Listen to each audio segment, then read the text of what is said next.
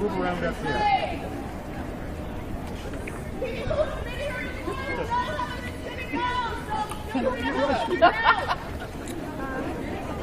Okay, 8-3-2-1 to 8-3-3-0.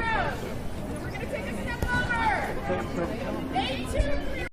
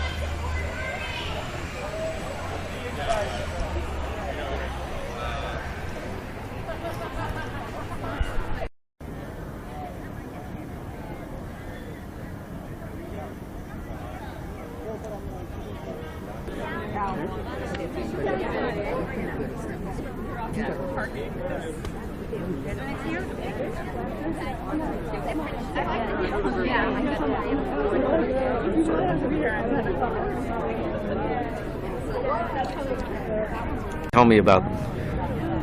Here are two pumpkins. This is one shade of blue. Right, this is another shade of blue. I haven't decided yet which one I want. I probably won't get either, but I'll pick one up with me and then walk around some more. What do we have? A more representational one. Yeah, so I may have to hold on to both of these right now. Ow. Wow, look at this one. Which one? The white one? Yeah, the all white one. Crystal one? Yeah. Janet's going to be annoyed if I buy two. But she said one.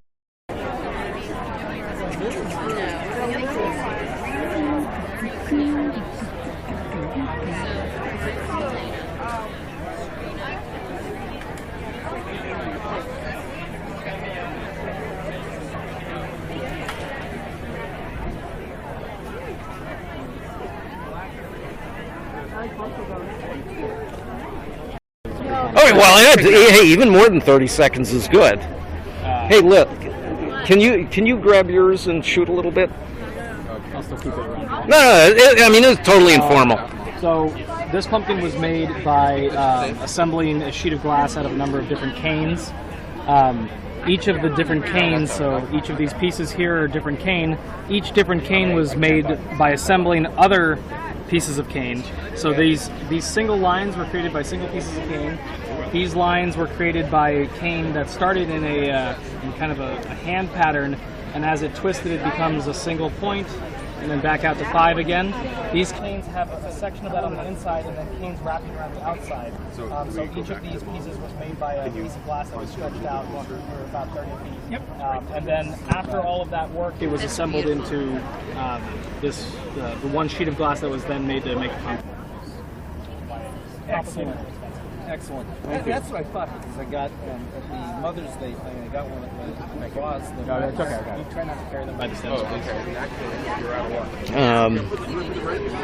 Here, let me turn this off. Step on them, you'll be unhappy. If we break it, we have to buy it. Tell me that.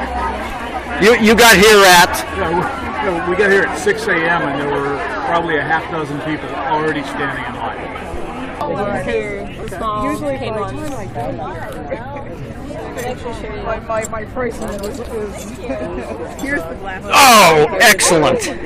So these are it's actually a Venetian technique. It's called cane. So you have Zanfirico cane in there, and basically what Zanfirico is one of the Zanfirico.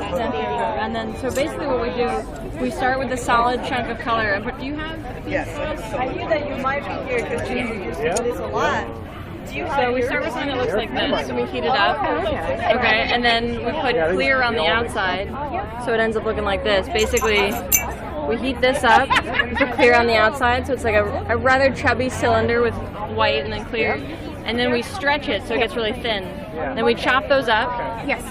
And then we get another cylinder of clear glass and basically lay these out in a sheet and roll them up around the clear glass and then pull it again, but while we're pulling we twist it so it spins and we end up with something like this.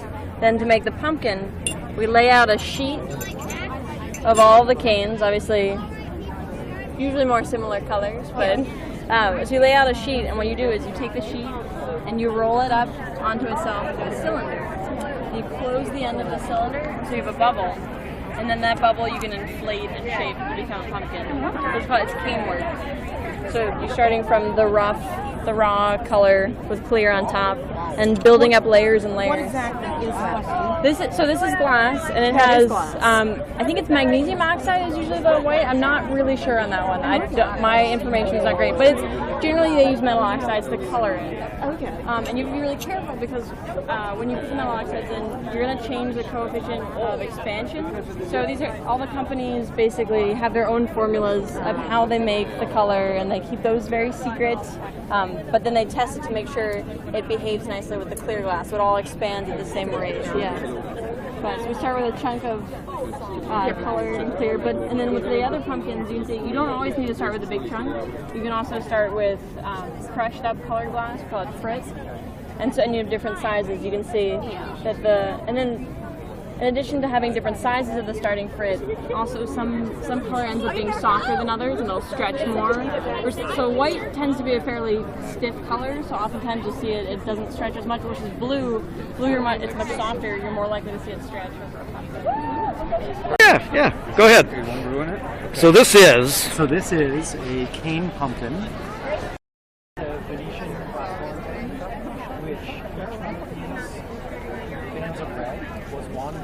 Strip of cane, which was about 30 feet long, into about 50 feet. And then each of these fancier ones, every single line within there was a straight cane, which got combined into a pattern, pulled in and twisted as it was pulled.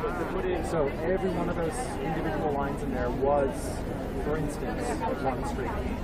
Similarly with this, there are dozens of patterns you can create out of cane, and then they were combined, all laid together, flat, put into a reheating furnace to get hot, squished together so you can go softer, put on a blowpipe, rolled up into a cylinder, then closed off so it was a bubble, and then inflated thoughtfully,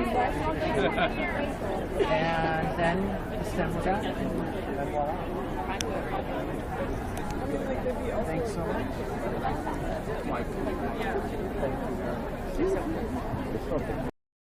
An idea of which are the ones that are made by the more experienced glass blowers, and I know I have some that you've made. You've made some of these cans, and I have some at home. I forget your name. Brendan. I always have somebody sign Didn't get a name tag.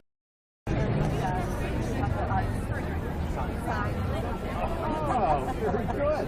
So, so this year we're using a little different. They're all adorable, but that's the color they do. And I have none that actually.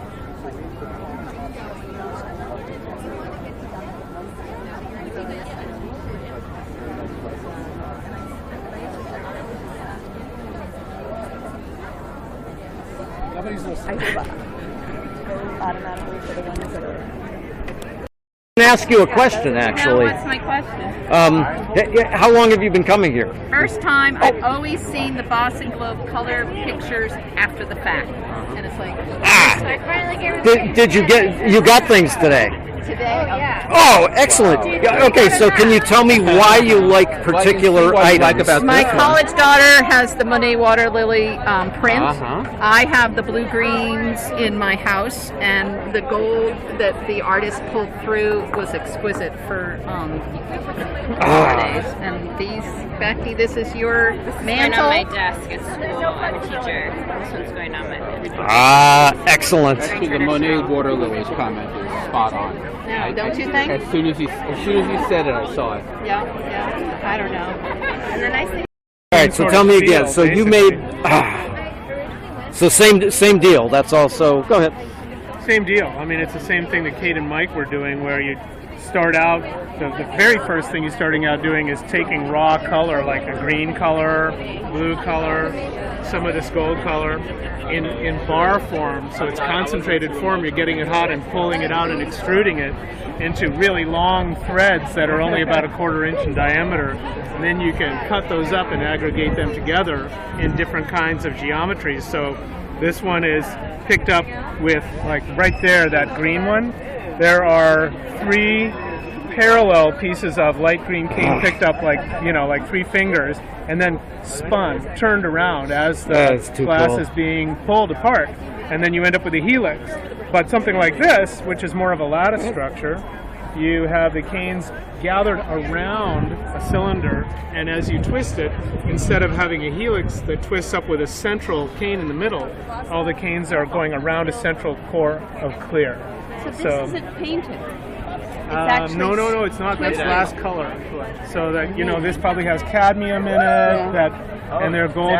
So there's a little bit of gold. And it's done in the twisting and all, rather than somebody painting it. That's right. It's all done in the physical, the mechanical act of pulling and twisting. Glass. Yeah. Wow. So it's amazing. So then you develop this kind of library of different canes and different colors. And the way that a lot of us work is we'll get a couple of boxes of cane, and then we start going, well, what goes with what? Well, I like this green with this blue, and that's a pretty nice orange in there, and you'll match them together, and then you set up like 15, 20, 30, 40 of these, and well, like 5 or 10 at a time. Not at once. And blow them and mold them using these different colored pieces of glass.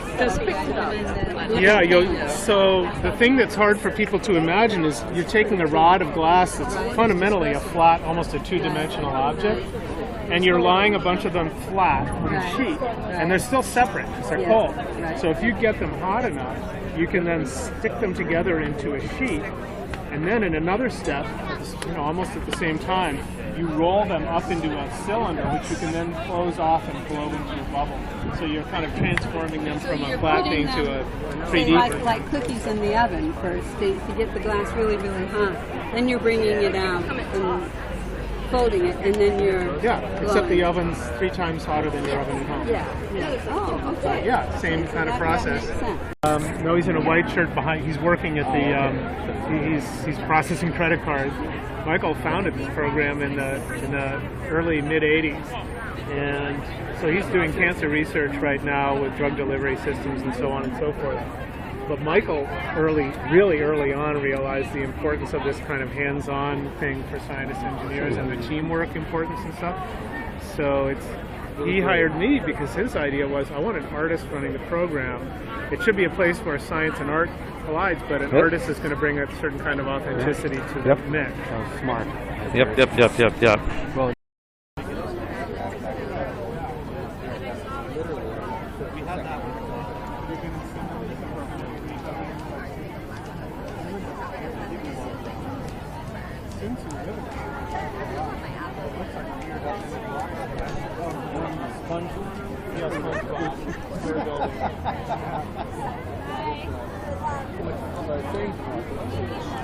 Sorry. That's okay.